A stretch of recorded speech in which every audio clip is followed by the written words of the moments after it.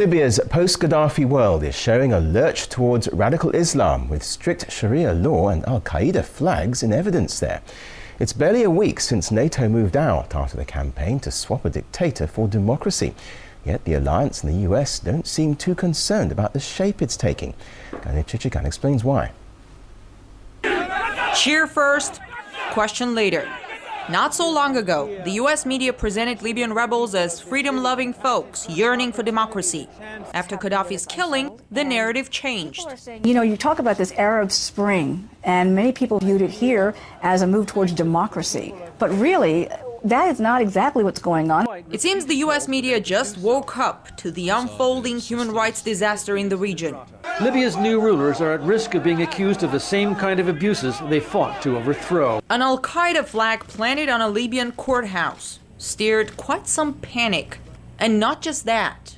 You had the interim leader coming out and saying he hoped it would become an Islamic state, that polygamy was going to be legal again, consistent with Sharia law. Sharia law to include punishments such as cutting off the hands of thieves, beheading convicted murderers and rapists, stoning to death adulterers. Sharia law, which is about to be introduced in Libya, is considered to be for the most part incompatible with democratic values, especially when it comes to women's rights. But many experts believe that whatever the new Libyan government's domestic policies, it will not stop the US from making nice with them. Saudi Arabia, for instance, has the most extreme form of Sharia law.